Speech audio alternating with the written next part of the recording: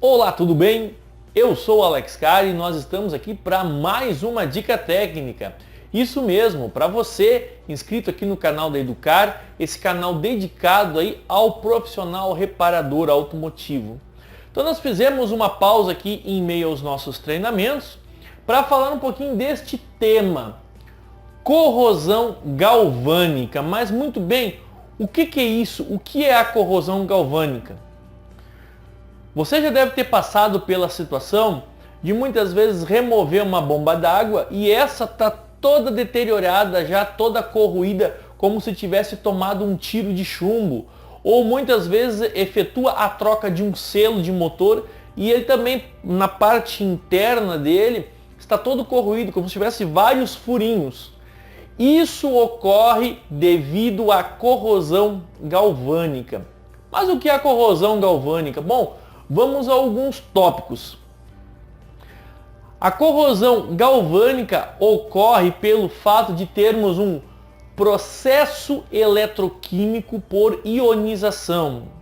Ou seja, conforme o estado que está o líquido de arrefecimento, dependendo do que está inserido nele, nós temos uma grande elevação dos níveis de íons livres, favorecendo assim uma melhor condutividade elétrica onde não deveríamos ter. Fatores que acabam acontecendo devido a este processo eletroquímico. A corrosão, como nós já vimos, problemas de corroer cabeçote, de corroer bloco, de corroer selos, mas também nós temos influências nos sistemas de injeção eletrônica. Muitas vezes executa-se um trabalho de injeção eletrônica e o mesmo não fica condizente com os anseios do cliente, que queria um carro mais econômico principalmente. Isso não ocorre. Muitas vezes o problema está aqui, no sistema de arrefecimento. Devido ao desequilíbrio deste processo eletroquímico, acaba alterando então o funcionamento da injeção, o que ocasiona às vezes um consumo elevado e funcionamento irregular. Muitas vezes, e é muito comum isso, no se desmontar um cabeçote principalmente, aonde nós temos alumínio no cabeçote e ferro no bloco, percebermos nitidamente que a corrosão maior está no alumínio e não no bloco. Mas por que isso acontece? Então nós temos aqui, nós temos duas ligas, uma liga de alumínio e uma liga de ferro. Normalmente no alumínio, esta liga metálica ela está quimicamente menos favorecida. Então o desprendimento molecular é mais fácil. Por isso que normalmente o alumínio ele é agredido primeiro antes do ferro. Mas por que isso acaba ocorrendo de uma forma tão agressiva? São as diferenças dos potenciais eletroquímicos de dois materiais diferentes. No caso, o alumínio e o ferro.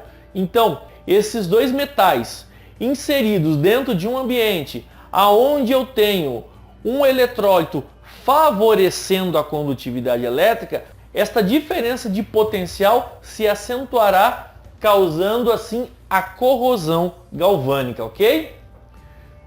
Mas como é que ocorre essa eletrólise? Quais são os fatores que levam à eletrólise? Bom, aqui abrimos um parêntese.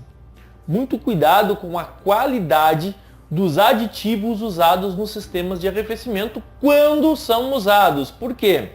Porque nós vimos a presença de sais minerais. Ou seja, sais minerais versus eletrólise. Como sanar isso? Para que possamos diminuir a eletrólise, nós precisamos diminuir a quantia de sais minerais. Ou seja, não devemos usar água pura no sistema e, se for o caso de usar água pura, devemos dar a devida atenção e procurar assim a utilização de um aditivo que isole ao máximo esses sais minerais, anulando o máximo possível o sistema de eletrólise. Por quê? Para evitar assim corrosão e também mau funcionamento no sistema de injeção eletrônica. Então nós podemos assim executar testes de forma fácil para podermos entender em que ponto em que padrão está essa eletrólise. E assim entendendo como está o pH da água. Lembrando, nós temos um pH neutro e um pH alcalino. Nós queremos que o nosso pH esteja o mais próximo de neutro possível. Pois uma vez que eu tenho um pH alcalino, com certeza eu vou ter o início de um processo de corrosão galvânica, ok? Bom, agora que eu entendi um pouco de como funciona esse processo, agora eu tenho que entender como fazer o diagnóstico.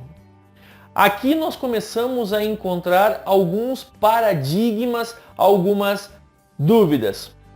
A grande maioria dos reparadores indica que se faça o teste com o veículo ligado e aquecido. Porém, com o passar dos anos, os estudos, a busca de informação e as experiências que nós vamos vivendo, nós podemos constatar que, para uma devida efetividade desse diagnóstico, nós vamos fazer como? Necessitaremos da utilização de um simples multímetro. Isso mesmo, um simples multímetro. Então, nós vamos pegar e fazer o seguinte. Eu estou aqui já com as pontas de prova. Nós vamos fazer o seguinte teste. Bom, motor frio e desligado. Isso mesmo, motor frio e desligado. Por quê? Porque muitas vezes o motor ligado e aquecido vai me dar um valor me induzindo ao erro. Faça você o teste. Meça com o motor desligado e depois meça com o motor ligado. Você vai ver uma grande diferença nesses dois valores. Muitas vezes vai medir com o motor ligado e está bom. Porém, ao fazer a medição com o motor desligado, você vai ver que o pH está alterado. Bom, como é que eu vou fazer esse teste? Ponta de prova preta lá no negativo da bateria e a ponta de prova vermelha lá no positivo da bateria. Para que isso? Para me certificar de que eu não tenha um problema de um alternador carregando com excesso acima de 14 volts e meio, causando assim uma diferença no resultado. Então eu tenho que me certificar disso, que o meu alternador está fornecendo a tensão correta. Uma vez executado esse teste, vai permanecer a ponta preta no negativo da bateria e aí sim eu vou pegar a ponta vermelha, abrir o reservatório de expansão do veículo e colocar a ponta de prova vermelha dentro do reservatório no líquido de arrefecimento. E o meu resultado tem que ser inferior a 0,3 volts ou 300 milivolts. Vamos ver isso de uma forma prática? Vamos lá na oficina ver isso na prática? Fala galera, beleza? Então aqui ó, fazendo na prática, aqui trabalhando ó. Medindo aqui direto o arrefecimento que tá podre. E olha lá quanto é que tá dando ó. 328 milivolts. Então, tá muito fora, né? Tá muito fora. Vamos pegar um outro exemplo aqui de um carro aqui, de um outro carro, da minha caminhonete, que tem praticamente um ano o arrefecimento. Vamos ver quanto é que tá dando lá. Ô pessoal, tô medindo aqui na minha caminhonete, ó. Tá pegando lá no negativo da bateria. E aqui diretamente no radiador, ó. Está pegando diretamente no radiador. E olha aí, ó. Em torno de 173 milivolts. Então, pega lá, pega aqui e ele tá caindo, ó. Ele tá caindo. Então aqui me mostra isso que tem um ano esse arrefecimento aqui. Tem um ano mais ou menos. Bacana? Então é isso aí. Isso aí é o teste aí de eficiência que a gente consegue estar fazendo. Muito bem, amigo reparador. Então você pode ver dois exemplos bem clássicos. No exemplo 1, nós vimos um veículo que passou recentemente, questão de meses, por um processo de limpeza, onde o profissional não teve o cuidado de trocar o reservatório ou efetuar a limpeza, ou se preocupar com a adição de um aditivo de qualidade, bem como a limpeza do sistema. Pois muitas vezes radiadores entopem, radiadores internos de ar quente entopem, pois esse processo de corrosão ele acaba soltando materiais.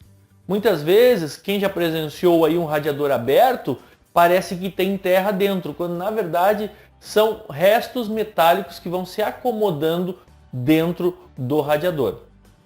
Então, no segundo exemplo, nesse carro que é meu, nós vimos ali um aditivo que tem mais de um ano, já tem mais de um ano, e eu rodo muito com o carro.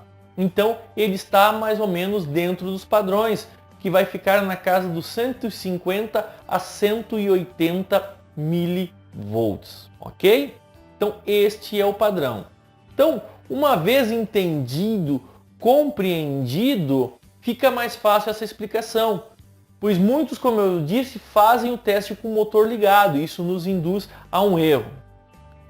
Se você quiser acompanhar a manutenção do primeiro veículo, onde nós vamos fazer a correção e fazer as medidas antes e depois, eu te sugiro, clica aqui embaixo, tem o link lá do canal da Tecon Centro Automotivo, onde você vai poder ver todo esse processo de correção do defeito e as medições antes e depois do trabalho sendo feito, ok?